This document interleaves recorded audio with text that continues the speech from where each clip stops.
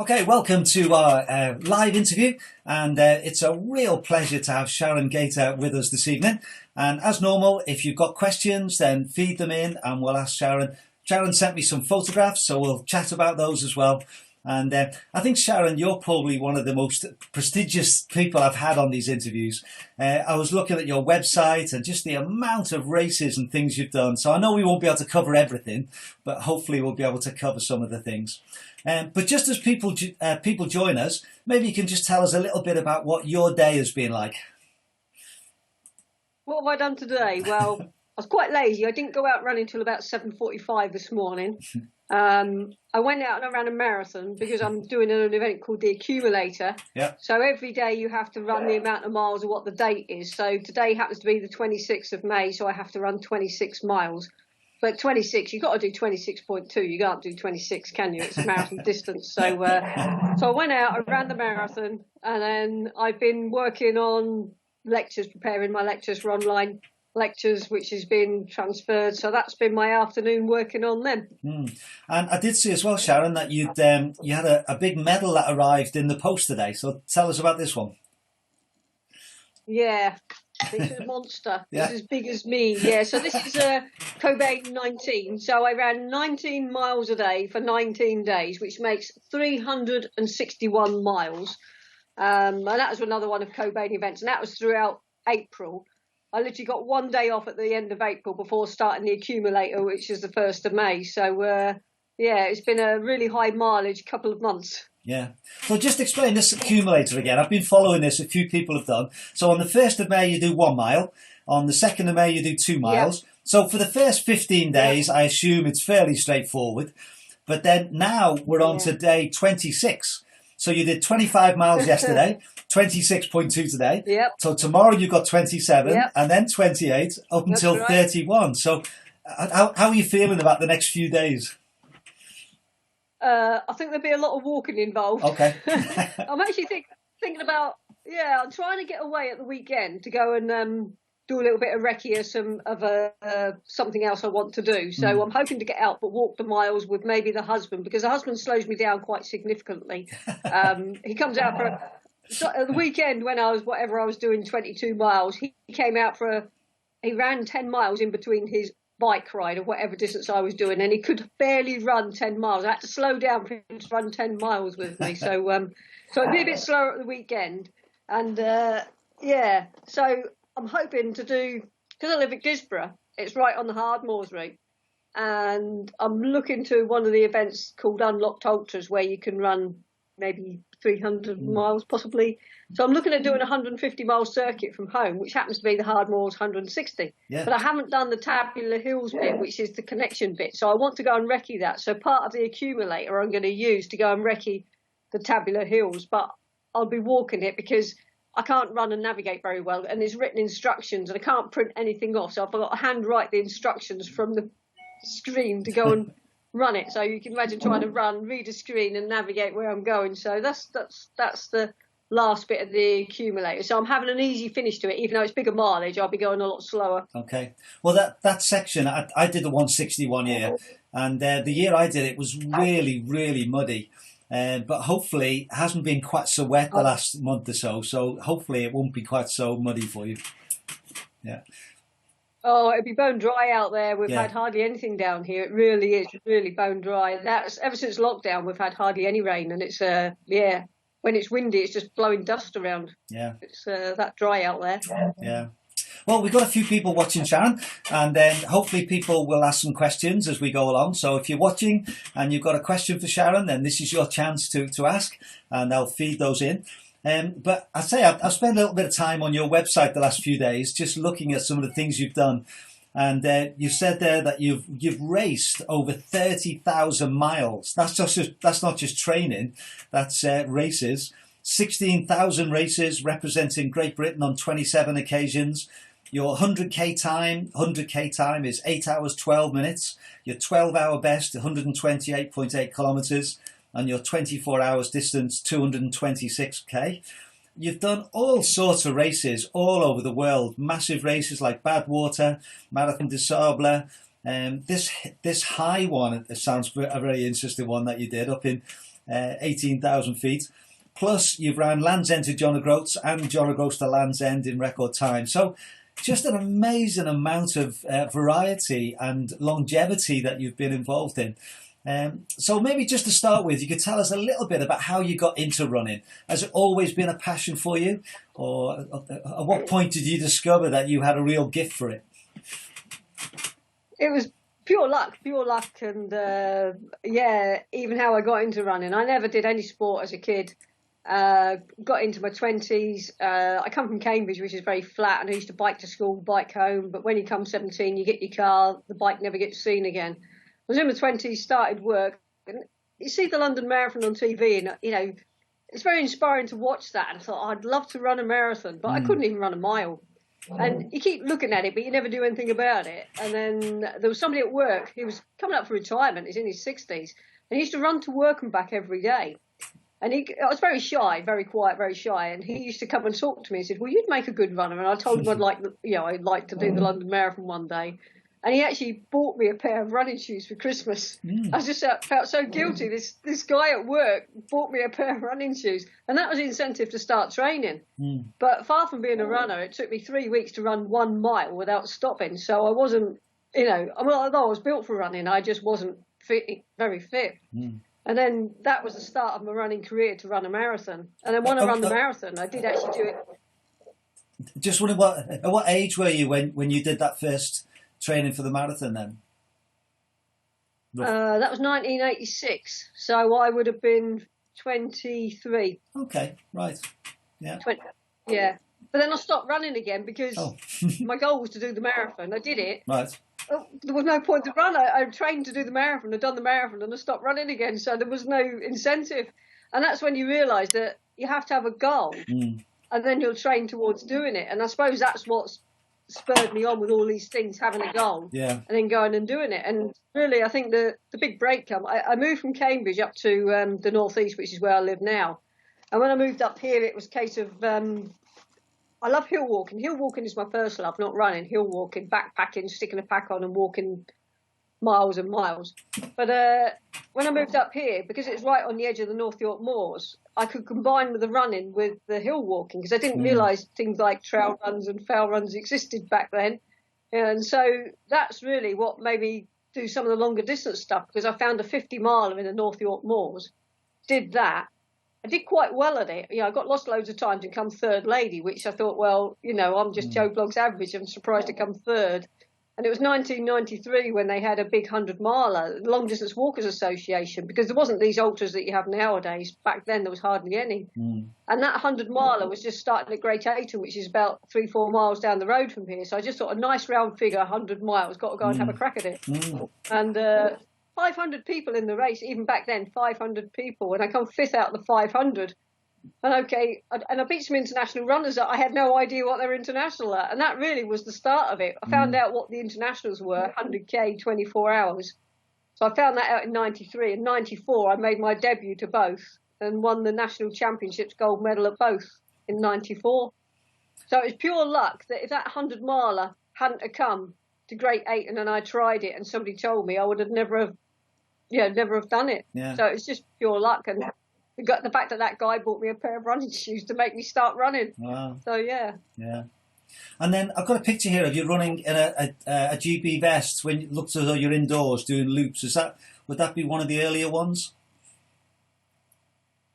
Indoors. Well, it looks as though you're running through an indoor bit. Winschoten in Holland. Am I alongside some other runners? Yeah. There's 4 or 5 of you. Yeah, that's it. Yeah, that was my very first international race. Okay. Very first championships.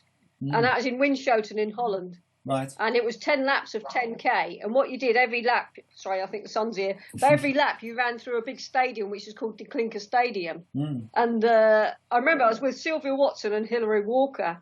And the reason because it was my very first international, even though I qualified, I felt as though I was the baby of the team and that I didn't deserve to be there. So I kind of didn't dare run in front of them.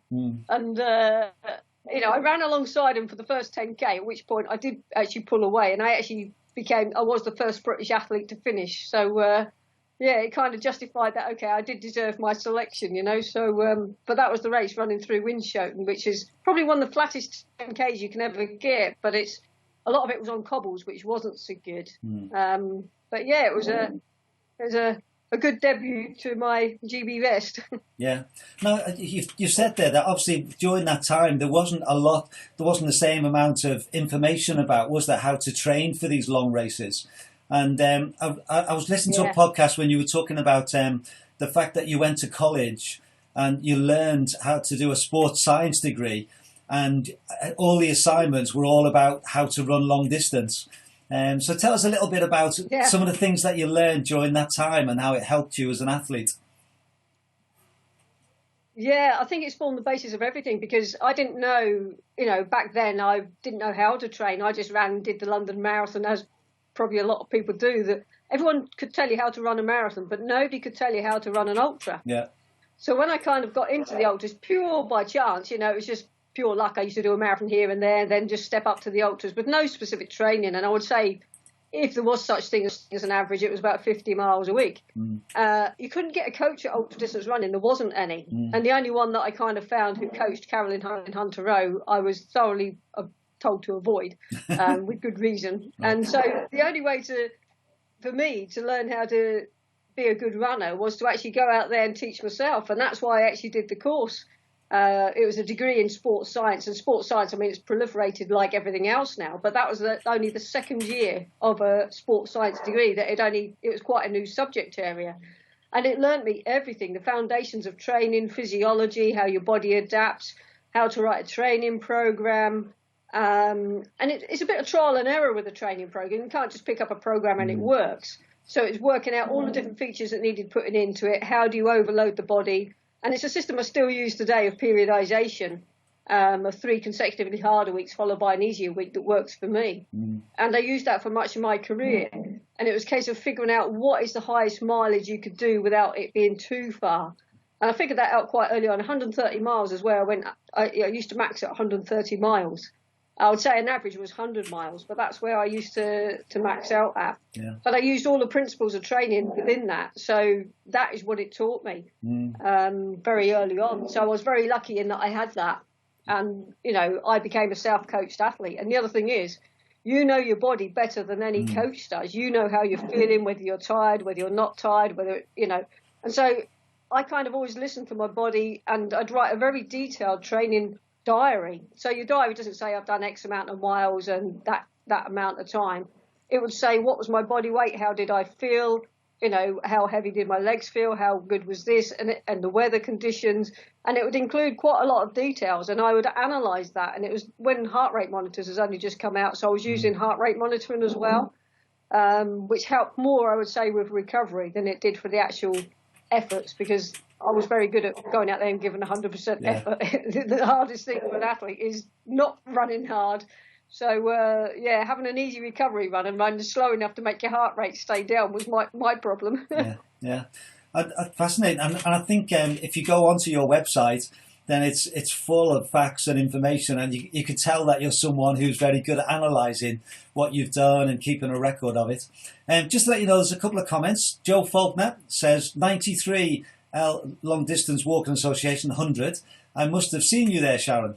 So Joe reckons he must have been there at the same time as you. Wow. Yeah.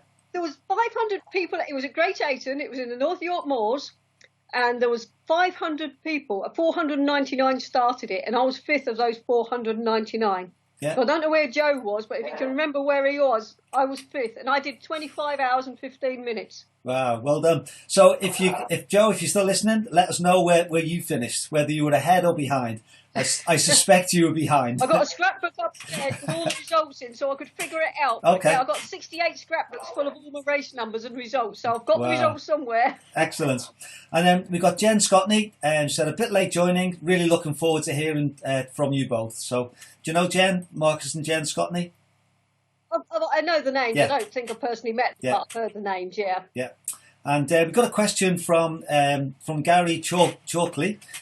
What do you eat on your endurance runs? And do you suffer from motion sickness when doing your treadmill challenges? And if so, how do you combat it? So some thoughts on eating and endurance, please. Well, food and running, I think with every athlete, they don't go together, do they? No. So eating and running are just the hardest things. Running's the easy bit, eating is the hard bit. And I never eat enough when I run, but it doesn't seem to affect me. But that is dependent on where you're running, the temperature and the nature of the race. You know, if I was doing a 100k race, I wouldn't eat a thing.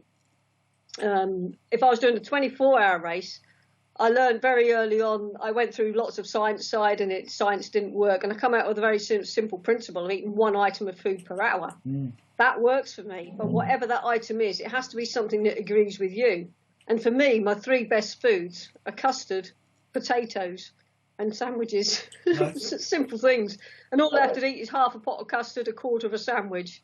But obviously when you go to longer races, I mean, if you took 6-day races or you're talking about things like Land's End, John O'Groats, I actually have a meal every few hours. And when I say a meal, a bowl of food, I guess, pasta, rice. But again, food that is very easy to eat, something you don't have to chew. And yeah, in terms of motion sickness and treadmills, the answer to that is incredibly sick. Yeah, okay, I've run for 7 days on a treadmill. But again, we had a strategy to get off the treadmill every few hours just because of the sickness. And I did actually go for the 48-hour record. I wanted to go for several records in one. And because it was a continuous run, rather than I didn't have time to stop and get off the treadmill. And I think it was by about 8 hours, I was just feeling so sick. I didn't even know that I could carry on. And by 9 hours, I was physically being sick, jumping off the treadmill, and everyone has to record it, don't it? Oh, sorry, I just need the toilet. Yeah, and everyone can hear you in the toilet behind. Great. And everyone has to record it. Yeah, she haven't got off the treadmill to be sick. Great. Got back on the treadmill, and I did the most awful 12-hour run ever. I broke the world record, but it was an easy record, and I don't think it was much, somewhere around the 100k mark in 12 hours to tell you how bad it was. But that at the time was a world record. But yeah, incredibly sick, and I carried on for 16 hours, at which point I just couldn't eat anything, and it was just stupid to carry on because of motion sickness. And I followed that up a couple of years ago. I did 10 marathons in 10 days. I even felt sick in running a marathon. And because you felt sick when you got home, you wouldn't eat because you felt so sick. So we kind of looked at, because we figured out it's motion sickness, so we kind of looked at taking seasick pills, you know. I am seasick on ferries, so we took seasick pills as a prevention. And again, there's little wristbands, I don't know what you call it, but little wristbands that you can put on. So I think copper sort of ones. acupressure things. Yeah. No, they weren't copper. They were like material with a little ball on it, and it used to fit sort of in here in your wrist. Both wrists had these little things on. Okay. And I put those on, and I think it was either day 3, something like day 3 or day 4 of the marathon. And you know, I really didn't feel sick that day, so it made a massive difference. But then I didn't know whether it was the seasick pills or the bands. So I thought, well, I'd rather not take a tablet. So the next day I just put the bands on, and that seemed to make me feel a lot better. I'm not saying I didn't feel sick, but I didn't feel as sick. Yeah. So, yeah. There we go, Gary. Yeah, well, that's really helpful. And I think that idea that you talked about eating one thing every hour, doesn't matter what it is in a sense, just to keep your stomach ticking over. Because I think often with these things, if you don't eat for 3 or 4 hours, it's almost too late then, isn't it? And it's very difficult to get it back, isn't it? Yeah, well, I went very early on. It was one of the things I was told to do in my very first 24-hour race. Record everything you eat and drink, which was really good advice. And the first 24-hour race, I hardly ate a thing because I just didn't know what to eat. It was so new to me. There was no one to advise me. I just went out and ran it off of nothing, you know. You know, I didn't even know how to structure anything. I just ran. And I didn't eat hardly anything. And then, okay, when we analysed it, okay, you didn't hardly eat a thing, you know, maybe 2,000 calories in a 24-hour race. Yeah. So we kind of looked at the strategy, and like the science side of it says you should eat a minimum of 50 grams of carbohydrate per hour. So I think the second one I did, I went and tried 50 grams of carbohydrate per hour, which initially was in the form of a drink, and then tried to put some food in. I think I lasted 6 to 8 hours, at which point I couldn't stomach another thing. And I went 6 hours without eating and drinking a thing because I felt so sick again. So I put that straight out the window. So even though I'm a sports scientist, that just didn't work. So it was a case of that doesn't work for ultras. It might work for marathons, but not for ultras. Yeah. And it was a case, again, trial and error. Different foods that worked for me or didn't work for me, and then figuring out when to eat. And that was a very simple strategy that has worked all my international career. Yeah. You know, just one item of food per hour. Doesn't have to be a big item, but just putting something in the stomach, it stops it being empty. It stops all the acid building up, and that's worked, you know, for most of my career. So yeah. Well, that's a great piece of advice to pass on. Joe Fulton's got back and said, "Yep, that's right, but I wasn't in the top 5." He said. I'll look up later and see where he comes. Yeah. And then he also asks, what's your most bizarre race experience? I don't know if you can pick one out, but the most bizarre one. Bizarre. Wow. Probably. I don't know. I don't know whether to go for tarantulas and snakes or whether to go for the high. They're the most bizarre. Yeah, definitely the high. I had quite a few bizarre experiences there. Okay. But you can listen to this one. You know what India's like, and we're running at. I was about 14,000 feet when this happened, running through a place called Leh. Is this the picture? I've just put the picture on of you with a green vest. Is that the one? Okay. Is that the race? You got mountains. Bright yellow vest on it, and big mountains in the background. Yeah. Yeah. Okay, so I'll just leave that there. That's a race. Yeah, but that is. If you ever ask me what is the toughest race, I can go on to that for another story. But that's my toughest race ever. But the experience of this, there was 101 different experiences. But the most bizarre one, which I don't think I'd ever experience ever again, is you're running through a very busy little town in India, in the mountains at 14,000 feet. And I got told it's very busy there, so you're going to have a police escort. So I didn't quite know what would happen. So I'm just running along in the middle of nowhere, hardly a person. And I was being tailed by this vehicle. And it was a clapped out little white van. I was getting quite nervous because I was aware that it was overtaking me, stopping, let me overtake, and then overtaking me again. And I was getting quite nervous of this vehicle. I didn't dare look inside. And I was approaching the town called Leh, and then my support crew turned up. I hadn't seen them for a while. They turned up, and I said to them, "There's a van back there that's following me." I said, "I don't know there's a guy in it, but I don't know who he is." And I said, "I don't like it. He's following me. He keeps overtaking, and he's definitely looking at me, and he's doing something." And then, so they stopped and they went back to this car to find out who he was and what he was doing. Turns out he was the police escort in a plain white, battered to death van with no signs on it at all. And then I approached Leh, and obviously this van then came into action. But you can imagine a clapped out white van with no signs on it. Anyway, so the police come out and they said, right, my support crew will go in front of me, and the police van will come behind me to protect me from traffic. So I've got to be sandwiched between these two vehicles. Mm-hmm. Right, so off we go. We go through Leh, which is only a small place, and we only have to run about 2-3 miles through the place. So I'm running sandwiched between a vehicle, a police vehicle, and my own vehicle. And would you believe something came to try? We were so close to each other, I wasn't too sure if the van at the back was going to run into me or I was going to bump into the vehicle.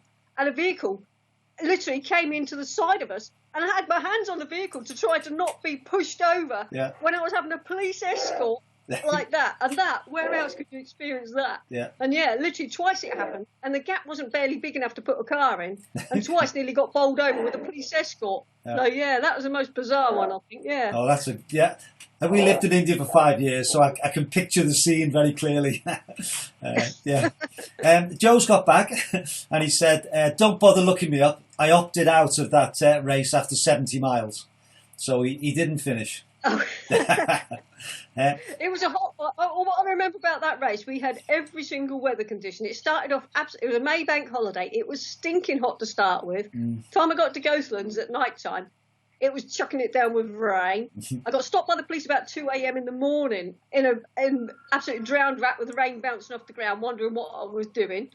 And then it got misty and windy to finish with. It was so I'm not surprised. Not a few people probably didn't finish it. Yeah. We've got a question from Rob Wood. He said, "Sharon, are you hoping to carry on running into your 60s, in brackets, still a few years away, and beyond, and keep striving?" Not that many. And keep striving for age-related records. Is that a motivation to you to keep breaking records as you get older? Yeah, I've it's a bit bizarre, but I've just looked up something that I know there's another record out there I would like to break. And I'm kind of thinking, I spoke to my husband about it. He must dread me when I look up these things. But I found one, and I think I'd like to break it for my 60th birthday, which actually isn't that far away. But it's not an age graded, it's an outright record again, Right. or female record. So I have found, I was hoping to make my swan song for treadmills at the end of this year, I might add. And I do have plans for more world records. I think in terms of the 6 days, I've certainly got unfinished business in records there. And possibly age records, possibly world records. So I've definitely got more to come in that.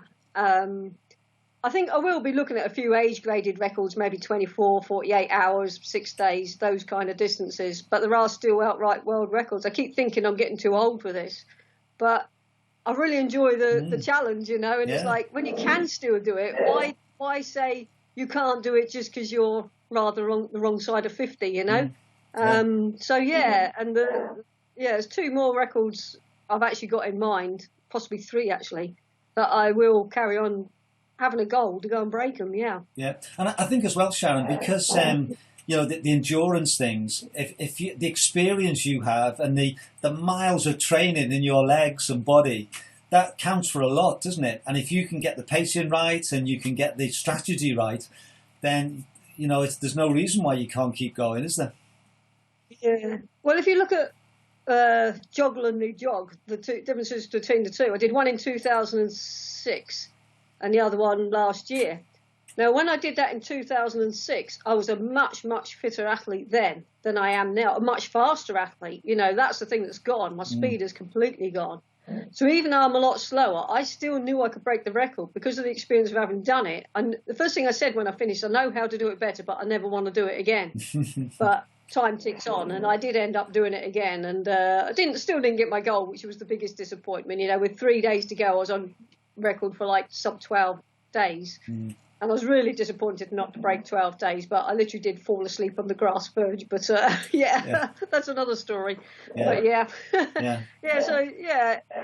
I said I'm not as fast as I used to be, I'm not as fit as I used to be, but I can still do really long distances. So I will carry on.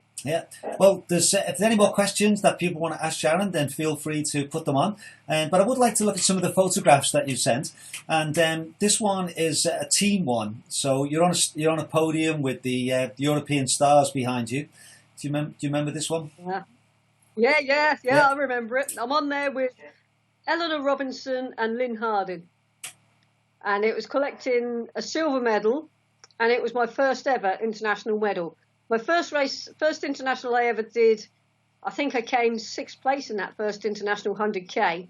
That was my second 100K race, and my goal was to get a medal. I didn't care what colour it was. I didn't care whether it was an individual, team, whatever. I just wanted a medal to stand on the podium.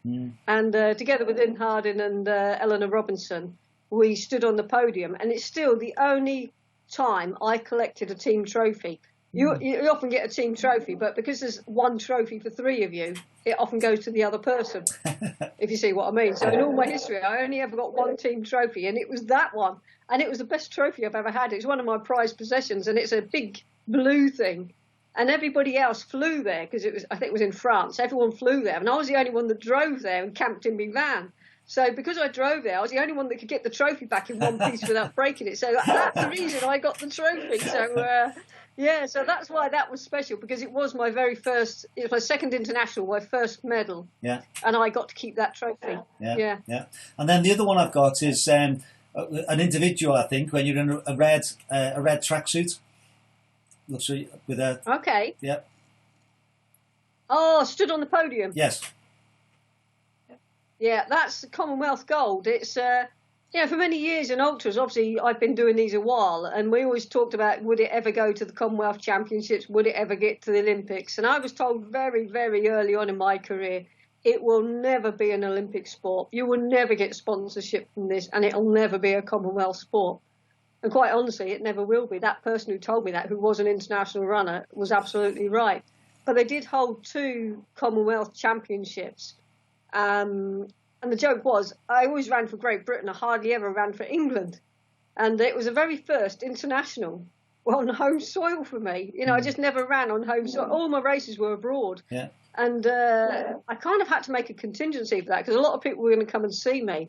And I'm very internally focused athlete. When I run, I don't kind of wave at the crowd, smile at the crowds. Anytime you see photos, I hardly ever smile at, I just focus on what I'm doing. And it's the way to get the best out of yourself, especially when you're running, you put that vest on and you've got to be the best you can. It's not like just doing another marathon. You put the GB vest on, you give it a performance. And I had to go it was actually at Keswick, and 24-hour race. And I knew that friends would be waving at me and talking to me. And I had to, all the ones that I knew were going, I had to say, sorry, but I won't acknowledge you, because I said, I have to focus on the race. And I felt so guilty. And I knew it'd distract me. And I must admit, for the first few hours, I didn't never speak, but I did actually just put my hand up and say, like just to say, I know you're there. And that is all I would do.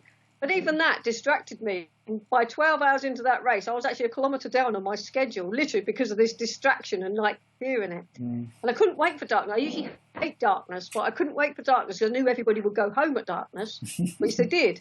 So during the night, I had a really good night because there was no one there to distract me, and I really moved up the leaderboard. And then, we had a good battle with one of the other English athletes, I would say.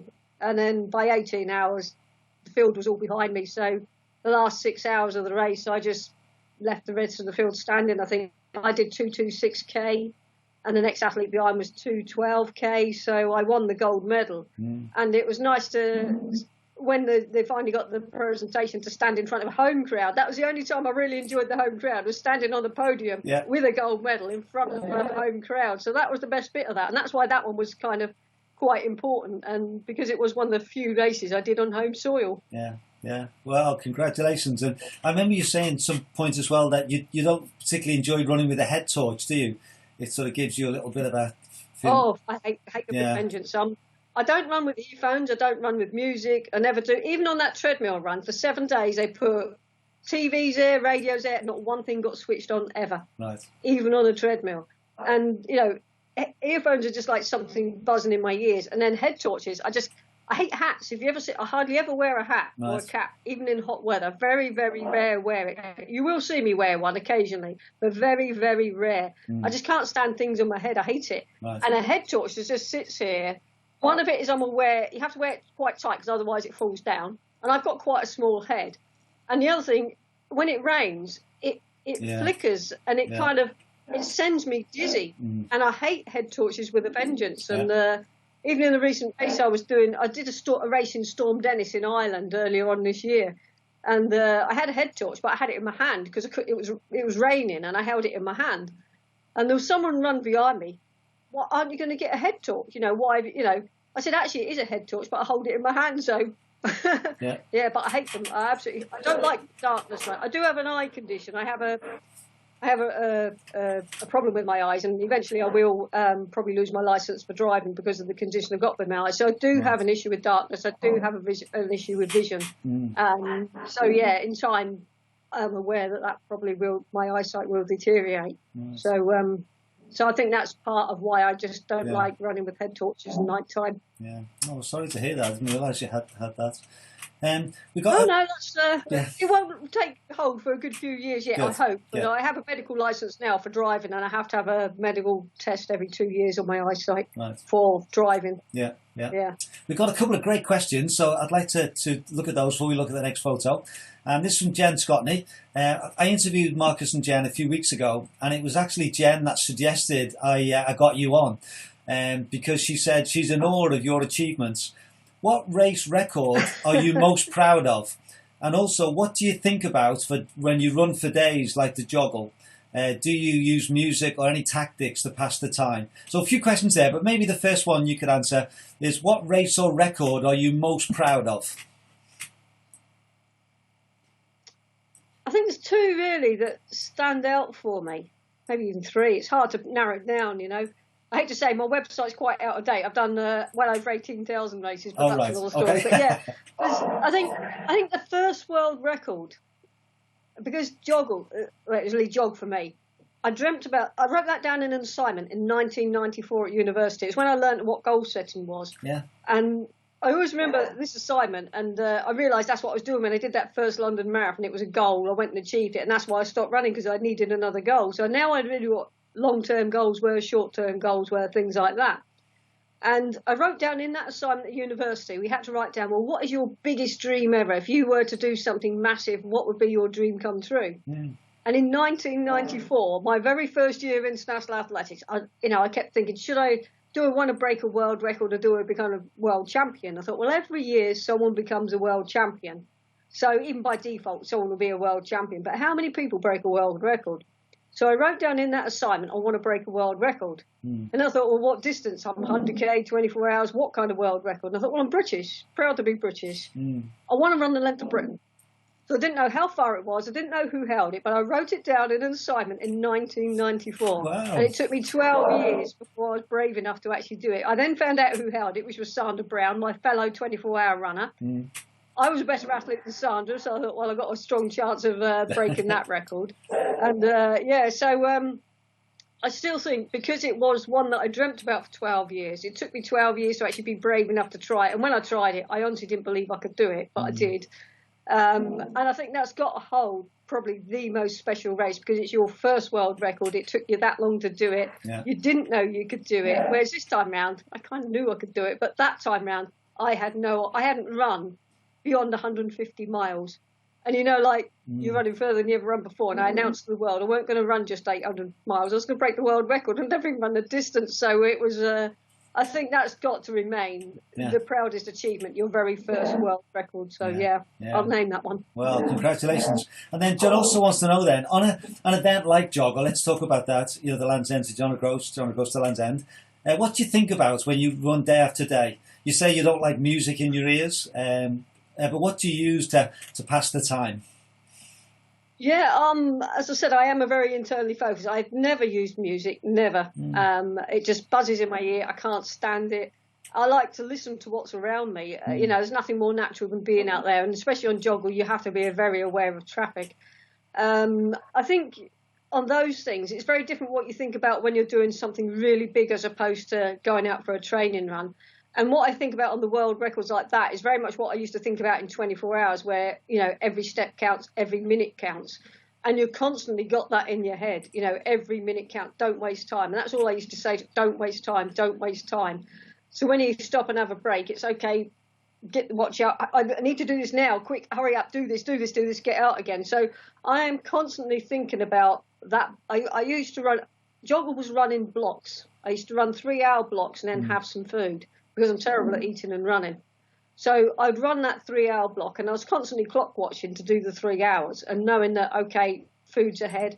And I'd be thinking what I'm going to have at the next break. Do I need another jump top on? Do I need to change this, change that? What do I need to carry from my drinks? And I was constantly thinking about that. And for 12 days, you're in this bubble where you're actually in this, I don't know, this zone in your head where you are constantly thinking about the world record. You don't break from that. I don't think about other things, what I'm going to do when I get back. It's constantly, you're running in that block and you concentrate on that block of running. It's very different from, like, say, doing 100 miles hard moors where you're enjoying the scenery. And there's nothing about enjoying the scenery. It's making sure you don't get lost, looking at the maps and knowing what you need to eat and drink.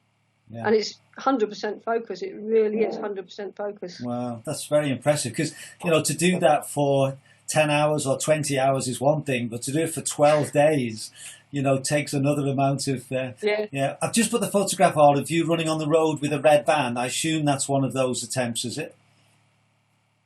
Yeah, that was the very first one. Yeah. That was 800 miles into the first one. I only had two more blocks of running to do. Right. And it's like the long, lonely road up this Scotland near Berrydale, one of those great big hills with the snow posts on. And I'd done 800 miles. I'd fed up. I was tired. My arms are down my side. Yeah. I've got, I always remember the last day when, okay, it's only 60 miles to go now, Sharon. What do you mean only 60? 60 miles is a long way, That's right. Even though I've done it every day, it still felt like a mountain, 60 miles. Yeah. And, It's funny how you sort of, if you talked about when you did your first marathon and you thought, could you run 26.2 miles?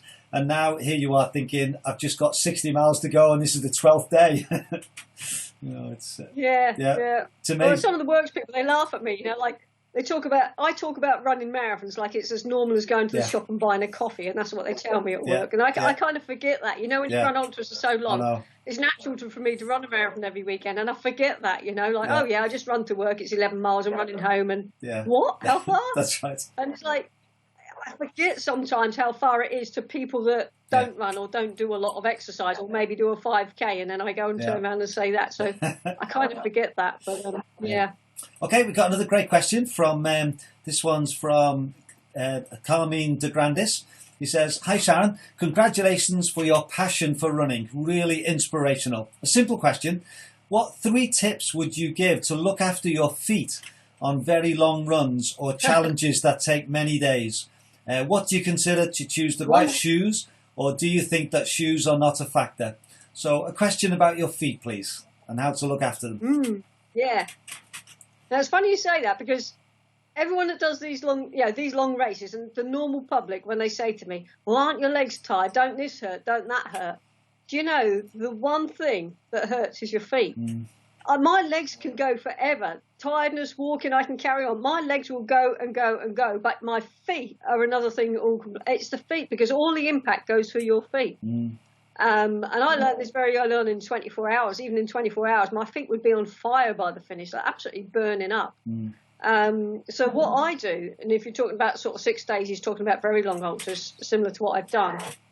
Some very easy things. There's 3 very easy things. The first thing is to keep your feet clean.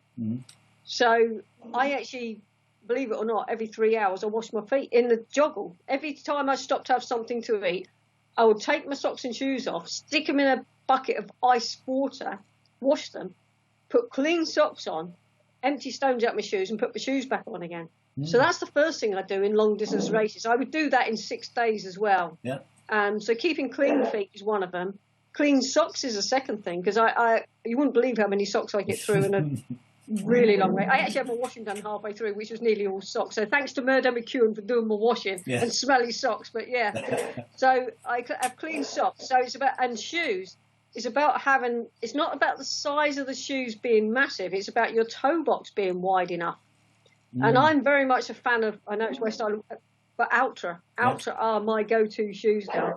I used to like Hockers, and then they've changed the style so much they start squashing my toes again. Now I wore Ultras on Land's End John O'Groats, and I didn't get a single blister on my toes.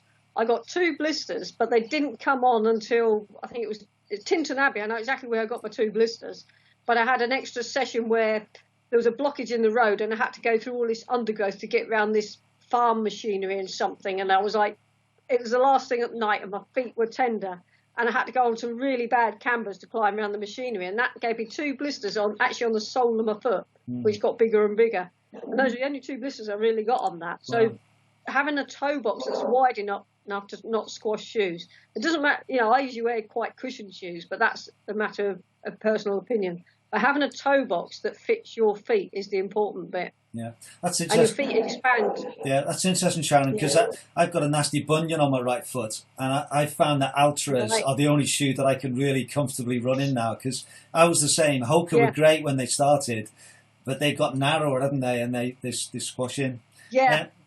Another question on your feet. Are you someone who likes to keep them soft, or do you allow them to get a bit sort of gnarly? No, soft. My feet are very soft. Soft as. And I don't blister. I mean, you're talking about West Island Way. I remember the very first West Island Way I done. It rained continuously. That's the other thing when it rains. The other thing is change to dry feet. But the first West Island Way, I'm not kidding, it rained from start to finish. And I could count a blister on every. I had 15 blisters. I counted them. I had a blister on every toe.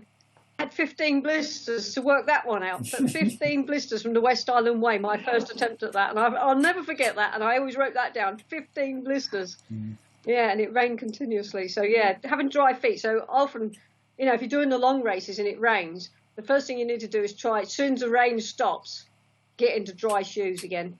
Because me and wet feet don't go together. I mean, sometimes you can't help the conditions, but if it rains, I tend to blister in rain, but not other weathers. Excellent, some great advice there, and hopefully that will help those who are listening. Joe's come back, and he wants to know, what is your question here? What attracts you to a particular race? And I think that's one of the things which has just struck me, Sharon, just reading about what you've done, from the track stuff to some of the long stuff, some of the high stuff, all over the place, bad water and all these things. So what attracts you to a particular race? Yeah, I kind of like doing different races. You'll see I very rarely do the same race twice because there's so many races out there. I'd rather go to a different race. Everyone says you do a race, would you come back next year? I'd rather do something different. It's not that I don't like the race. I just want to try something different. And initially, I think when I went to some of the extreme races, it was a case of, I always remember the Marathon des Sables saying, this is the toughest race in the world. And I kind of looked at it, that doesn't look tough. I mean, I know it is for a lot of people, but when you've done what I've done, it isn't tough. And I couldn't say that unless I actually went and did it. And I actually went and did it. And that's exactly what I thought. I call it the world's dirtiest race. And there was nothing tough about it. It was just a marathon a day and a double marathon. I know that sounds really arrogant, but, it's a bog standard race. And I mean, for me, look what I'm doing now. It's this is probably tougher than that. But yeah, so I kind of was looking for what is the world's toughest race. And I think I tried to go to some of the world's hardest races, what I thought on paper was some of the world's hardest races. And I think I was always looking for what is the world's toughest race. So Badwater was one of the world's hottest race. Let's go and see what that's like. And that was tough. I won't deny it. That was a tough race. And that is tougher. Badwater is tougher than Marathon des Sables. It's continuous. It's 135 miles non-stop. And it does melt shoes. I thought that was a fallacy, like people telling you stories. It melted I wrecked 2 pairs of shoes in a 135-mile race, and I normally get 1,000 miles out of a pair of shoes. So, so I was looking for probably the world's toughest race. And then when the high came up, that attracted me because, again, I've done hot, I've done cold, I've done deserts, I've done non-stop. I've run 160 miles non-stop across the ocean floor race, which was amazing, and wind, sandstorms and God knows what else. I've run through canyons and everything else, but the high kind of attracted me because it's the world's highest race and altitude. And obviously being a sports scientist, altitude, how can you run at altitude? Anyone that's been to sort of 6,000, 7,000, you feel that effect of just a few thousand feet. So 18,000 feet, I'm thinking, well, I've climbed Mont Blanc and it's probably like that and I could hardly breathe there. So it kind of attracted me to do what I think, to look for like what is the world's toughest race. And the high, believe me, is easily the world's toughest race. And I mean, not many people will go and do it, but you can't imagine running at 18,000 feet. The Indian Army said it couldn't be done. Mark Cobain was the first person to go and finish it. And I did it the second year. And obviously, Mark being a British lad, I had to go and try and break the British record, didn't I? So I did take, I think, 11 hours off his time. And I was the first person to finish as well. But I can't begin to tell you how tough that race is. When you're at altitude, I mean, running and food don't go together, but running and altitude are even worse because you feel sick just being at altitude, let alone not even running. I just used to feel sick at 12,000 feet. Then you add the running in. So I really ate hardly anything in that race. I have never finished in such a state at the finish of a race. It's the worst state I've ever finished in my entire life. And the actual running conditions were the toughest of my entire life. I always remember going up to the second peak of 18,000 feet. And I remember thinking, how much longer is this road going to keep hairpin? And I remember them, as it kept whinging, I said, how far is it to the top of this hill, And they turned around and said, it's 10K to go, Sharon. 10K. Doesn't sound much, does it? It does, And yeah. I was calculating it was taking me, because my car, I had a support car, and I told the car to go 1 kilometre at a time and stop so I knew how many kilometres there was. And I'm not kidding. I can do 5K in 20 minutes. It was taking me 20 minutes to walk 1 kilometre. And then I had to sit on the bonnet to try to get, I was breathing worse than a 5K race, to try and get my breath back.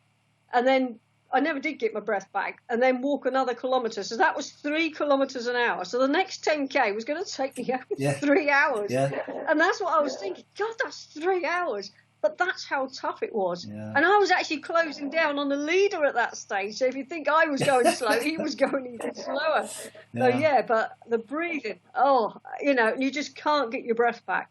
You can imagine doing a 5K, you stop at the finish, but you can't get your breath back, and then you got to keep going. And that's what it was like. It was horrendous. I have never experienced anything like it in my life. Yeah. And the finish, Oh, it took me 6 months to recover. I've Wow. never been so ill in my life. I was throwing up blood at the finish. I was put on a nebulizer. I was put on oxygen. I had pulmonary edema. I had fluid in my lungs. I had everything at the finish of that. Yeah. Yeah. And I was actually in better condition than the first guy. So yeah, he was the one that had to get taken up to hospital, not me. Because you said before that you had to have 2 weeks to acclimatise before the race, but really 2 weeks is not really enough, is it, to be able to acclimatise for that altitude? So you're already starting. You do need longer, but the problem is being at that altitude, you never quite recover. So it's enough to adapt to a degree and experience it, but it's still, I wouldn't have wanted to spend longer at altitude because I was losing weight even before the start of the race because you just lose your appetite. The food's not great out there. You just feel sick all the time. Just climbing the stairs, I used to feel sick all the time. And many of the athletes were sick before we even started the race. So it was, although it's ideal to have longer, it's not a great place to actually experience it. But I think, the first question was, why do I want to do all these races? I wanted to find the toughest race, and I found it. And now I go around to enjoy different places. No, that's a great answer. We just got a comment from Kate. She says, your answer to Carmen's question about feet was really helpful. So she says, good. Thanks for asking and thanks for answering. Now I've got some questions I want to finish with, Sharon. Just some quick fire questions. But the other one, I'm intrigued about that you did is this 1,000-mile challenge, this Flora 1,000 miles that you did in what year was that? 2003. 2003, yeah. So just tell us a little bit about this challenge and how it worked. It fascinates a lot of people, and it obviously fascinated me because it was such a unique challenge, and really nobody had ever done anything like this in modern times. It was done by Captain Barclay years ago, and then he finished it. And because years ago they used to have big wagers on these things, and he did this big challenge and then went off the wall. And they said athletes today are so soft, we couldn't do what he did years ago, old Captain Barclay. Yeah. And it was a good old Dave Bedford who was organising London Marathon, and in one of his drinking spells that sat down with Peter Radford, who just wrote a book about Captain Barclay and his 1,000-mile challenge. So the two got together and decided they were going to replicate this challenge, but as opposed to being a lovely Newmarket Heath, nice and soft and grass, we had to walk through the streets of London, up and down the London Marathon route, which was 38 times, and then finish it off with the London Marathon. But the idea was you had to do 1 mile every hour. So if you started, you could only do 1 mile in every hour. So it's 24 miles a day. So the mileage was probably quite easy, 24 miles a day. But for 6 weeks of 24 miles a day. And the problem really came at night time, where you can imagine every hour of the night you've got to walk 1 mile. So 2 o'clock in the morning you've got to do 1 mile. 3 o'clock in the morning you've got to do 1 mile. And does it have to start? Does it have to start on the hour? No. We did them back to back. Okay. So you almost did 2 miles together. So I actually used to go out. I was very regimental. I'm a scientist, aren't I? So I used to go out at 22 the hour. Okay. It didn't take me 20 minutes to do the mile, but the reason I had 20 minutes, because if you didn't get it done by the hour, you were out. Right. The reason I used to set off probably one of the faster, earlier ones, but the reason I went out at 20 to the hour, you know what London's like, rush hour traffic, and you can't cross a road. And you've got to get there before the end of that. I had this panic that I would get stuck, not be able to cross a road, not make the time. Don't matter how fast you are, if you can't. And there was one stage where we hit. There was a demonstration going on, and there was so many crowds, I couldn't actually get through the crowds. It wasn't the roads; it was the crowds of the people. I had to run on the road to get around the crowds. So I used to go out 22 the hour, and you had to sit and wait for the hour to tick over, and then you did the second hour. Right. And we lived on a tour bus, which was the awful thing. 6 of us on a tour bus. So the bus used to move 2 miles at a time, living in the middle of we parked in the middle of a central reservation on one of our parking spots, and it was a regular parking. You had cars beeping by you, and then you had to sleep on this thing at night. All 6 of you on the same bus, which was really difficult. But they thought the sleep deprivation would really get to us, and that we'd really be at each other's throats by the end of it. And the reality was, after 2 weeks, you realised it was just routine. Yeah. And I easily got into the routine of 6 broken hours of sleep. And because I was sitting around on my backside all day, I didn't have to go to work.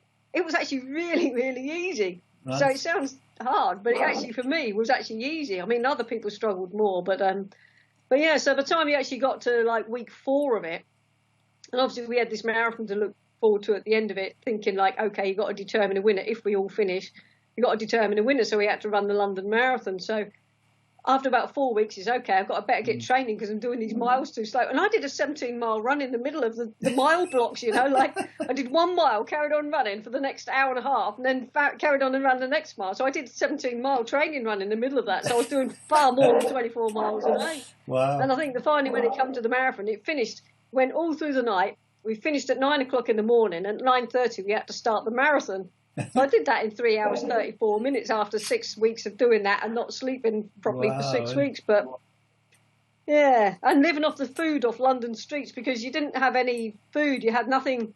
All you could do was like live off McDonald's and things like that and chocolate bars. And I always remember it was Easter. It was obviously it's Easter around the London Marathon time. And I love cream eggs, and everyone kept buying me cream eggs, and we recorded everything I ate and drank. But the funny thing was, at the end of it, so every cup of tea was counted, every cream egg was counted. At the end of it, somebody said, "How many cream eggs did you eat?" And Bill had recorded every single one, and I ate something. Get this, in 6 weeks, I ate something like 96 cream eggs. But what they didn't know was I ate 120 Mars bars as well.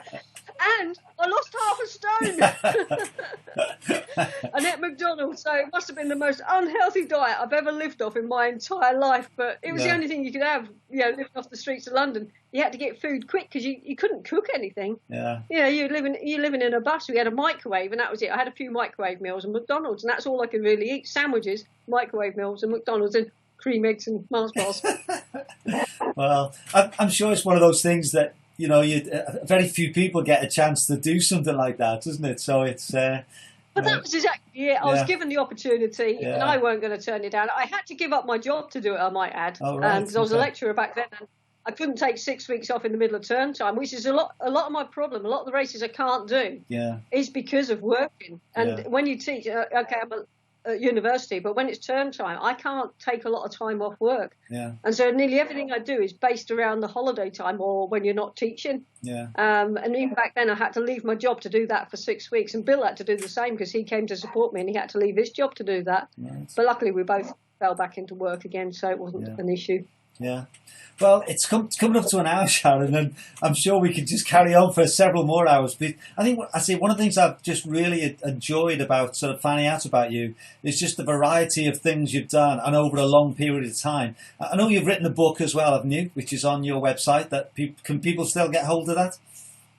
Oh yeah, you can still buy it through the website. Yeah. I don't sell it on Amazon anymore because they take about £10 profit out of the book, and I get about 20p out of it. So I no longer sell it on Amazon, and I just sell it for about it costs £3.50 for postage, so I sell them for like £5 plus £3.50 postage. So it's about £7-8 I think on my website. Yeah, something like that. Yeah. And you've talked about maybe. And I'm writing a second book when I get time to actually. I was going to say you've got a second one in the pipeline. Yeah. Yeah, I've written the first 70,000 words last year, and I must admit this year it's just gone on hold because I just haven't had time to actually even think about writing it. But yeah, the first 70,000 words are written because something quite dramatic happened the year after that book was written. And there's been a lot of incidences that behind the scenes what you don't see, and I nearly couldn't run again. I nearly lost my leg. It was as serious as that, but. So that happened the year after that book was written, and I thought I'd never run again. But the comeback from that was 3 times in my life I told I'd never run again. Right. And they might come out in the next book. So, and I want to finish that off with a world record. And okay, that's Yeah. So yeah, I will write it eventually. Okay, we'll look forward to that. Yeah. Well, I want to say thank you very much. And I've just got 5 questions that I've been asking each of the people I've interviewed over this last 8 or 9 weeks. So I hope that's okay. Yeah. And again, you might find some of these you could talk a lot more, but maybe just a sort of initial thoughts. So the first one was, what's the best piece of advice that you've been given or that you've discovered for yourself? Well, it's funny, but one person said to me, and I can't even remember who said it to me, and it always resonated with me, and it does even more so now than it did back then. But when you're actually quite good at running, and I was representing Great Britain, I never thought I was good because I wasn't the best. I'd go to the World Championships, come, I don't know, 6th, 10th, and I very rarely stood on the top of the podium. So I always thought I wasn't a good runner. And somebody said to me, he says, in 20 years' time, he said, you'll look back at this and you realise you were a good runner. So you should think about that now before you reach 20 years' time. And now I am 20 years down the line and I look back, well, I weren't too bad of a runner, but I never thought I was at the time. So right. I think the answer to that is like respect where you are. So if you are a good athlete, try to accept. I mean, it's hard for a good athlete to accept they're a good athlete. And okay, I wasn't the best, but I was a reasonably good athlete. And I'm so jealous of my times that I could do back then. So that was one thing that was told. And the other thing was to record everything that you eat and drink when you do a long run, so you've got something to analyse. That was one bit of advice I was given very early on. Yeah, no, that's really helpful. Thank you. Second question is, what is your favourite piece of kit?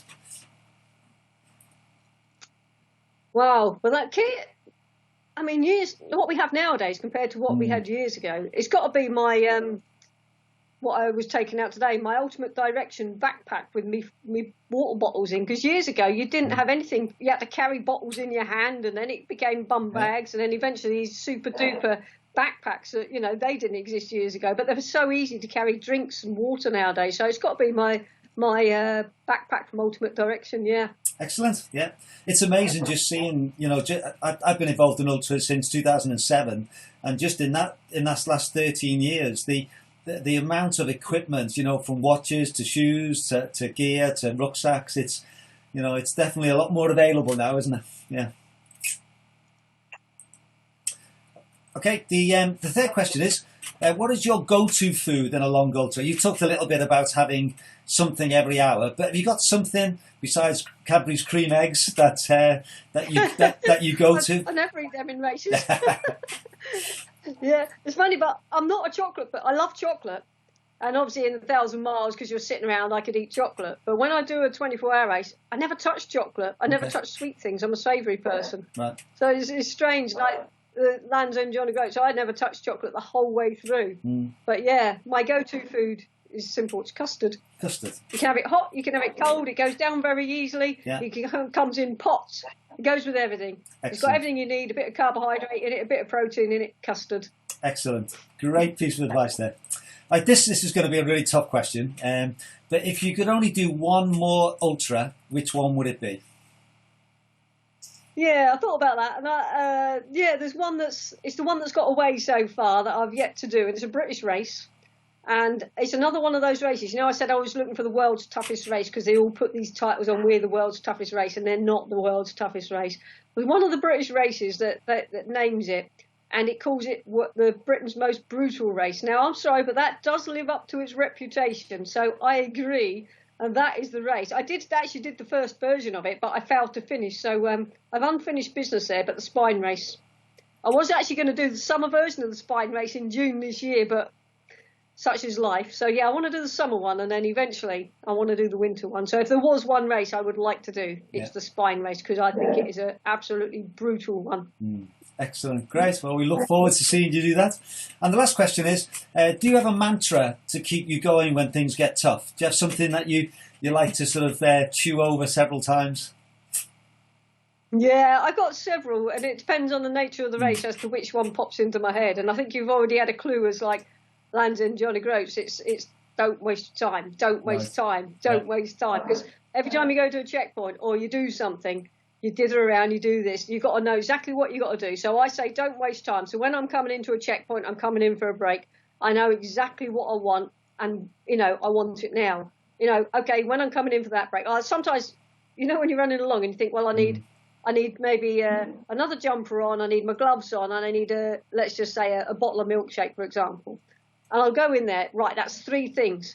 And because I'll forget one of the things if I don't think 3. Right. So I'll think, my mantra would be, don't waste time, and I'll come up, right, there's 3 things. Okay. As soon as I get there, before anyone can speak, I want this, and I want this before I forget. And it's 3 things. Yeah. And it's don't waste time, because otherwise, now what was it I wanted? Oh, yeah, it was so and so and so and so. So my food and drinks will be ready, and then it's a case of get these things and then go again. So checkpoints are like that. I know exactly what I want, get them done. And it is, that mantra is like, don't waste time, don't waste time. Yeah. And it's about knowing what you want. And there's different ones that I have depending on the nature of what the race is. You know, like, obviously when you're doing a long, long race and there is no checkpoints, I mean, I do 160-mile non-stops, and the checkpoints might be 8 hours apart. So you can't really say that when you're doing those things. And the mantras I have for them are quite different. And it's a case of, again, it's quite an arrogant one, but you are the best, better than the rest, keep going. You are the best, you are the best. And that just keeps me going. Yeah. You know, you're better than the rest, because usually most of the field was behind me. And if you're doing like, I've done 160 miles non-stop and I was leading the entire race, and like, you are the best because everyone's behind me. And Fire and Ice was like that, you know, like everyone's behind me. So that's kind of, it depends on the nature of the race, but I have several depending on what the race is. But yeah. Well, I love that idea of the three things, because the amount of times I've come into a checkpoint thinking I'll change my buff, or I've got a bit of rubbish in my pocket and I'll get rid of it. And then you leave the checkpoint. Oh no, I've still got that in my pocket. That's it. So exactly. So that's what you do. You count them. These are the things I want to do. Yeah. And then I have them in my mind. There's three things. Now, what's that? And that's what I have to reel them out straight away. And I think about it all the time till I get there. I like that one, Sharon. I'll be pinching that one. We just got a final comment from Kate Weathercore. She says, "Love this, Sharon. Good luck for the future and thank you. Keep enjoying the virtual lead jog. I'm loving it." So she's she's having a go as well. And maybe just a final question. Just tell us what your plans are for this year. Obviously, all your races, or most of them, have been cancelled. But have you got anything still in the horizon? Oh yes. Well, at the beginning of the year, the races were all planned around each other, and obviously the first few are gone. But yeah, so I should have been in Hawaii last week. Should have been the easy version of the summer spine race in July. I did have something planned in August, but I don't know whether that'll go ahead, so let's just assume that won't. But what I did have planned, and I've actually got the date, 7th of December. I'm going for my swan song on a treadmill. Oh. I hope this is my swan song. It's kind of quite funny, but I have this love-hate relationship with treadmills. Yeah. But I do have a plan for a rather long one on a treadmill, longer than 7 days, let's say. So it's hopefully going to upgrade my 7 day. Do you know what, my 7 days on a treadmill? Everyone keeps claiming they've broken the world record for it, but according to Guinness World Records, I still hold that record. So although people say they've broken it, in 2011 I broke the male and the female record. And it still stands as the outright world record for 7 days. People all over the world have tried to break it. Been quite a few British people that have tried to break it, but apparently that still stands. So I want to upgrade that at the same time as continuing on for a slightly further distance. So I don't quite want to release what that distance is, but there is, and it's planned for the 7th of December. The date's been set. It's going to be at Teesside University. So that has been set beginning of the year. And so all the running is really building up towards the world record at the end of the year. Yeah, and that's going to be going to be a distance rather than a time. Yes, it's going to be a distance rather than time. It's not going to be 7 days. It's an actual distance, because there's a difference in your mentality. You know, like when I did 7 days, well, it's like 24 hours. You've got to make the use of every single minute, because it's easy to waste time, and at 24 hours the clock stops. But when you have a distance to run, you work harder because you need to get to that distance, and the pain doesn't stop till you get to that distance. So it is a distance race of longer than 833k that I ran on the treadmill. Okay. And I am doing a distance race. So yeah, it's got a set finished distance, and that should make me push myself to my limits. And I will push to the limits, because again, the last one, I did it as an experience, didn't know what, and we're doing a lot of sports science testing. Every 3 hours I was taking blood tests, weighing myself and doing all this lot. So there's a lot of sports science testing was going on, breath analysis and everything else. So take those factors out. I'm quite confident I can do a little bit further. Yeah.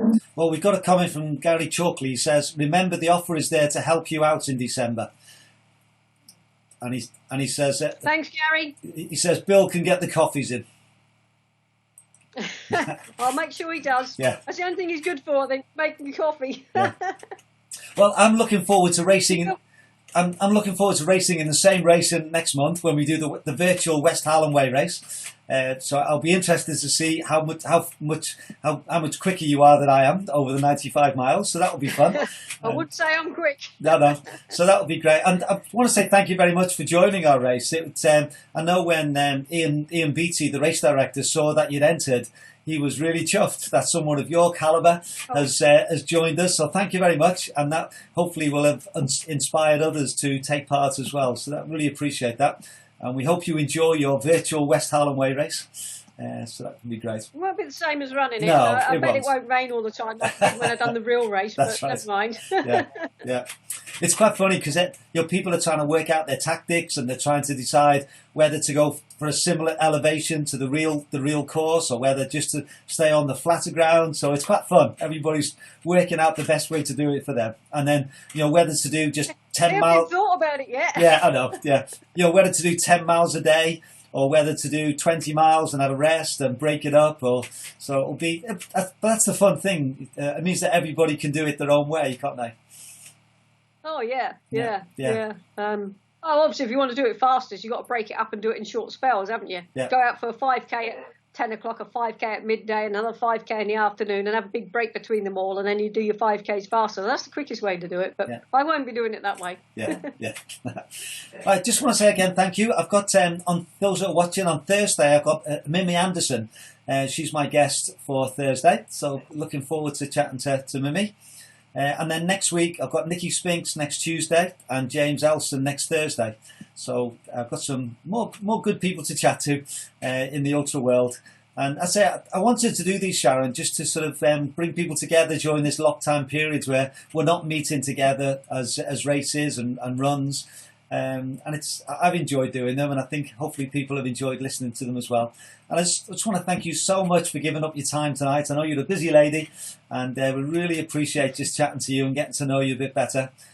We wish you all the best for the next few days as you do 26, 27, 28, 29, 30, 31 miles. I'll be following you on Facebook, and I hope that goes well. And all the best for the future, and I really look forward to seeing how this challenge goes in December. So thank you very much, and stay safe, everybody. No, thanks, John. Yeah. Thanks, John. Thank you.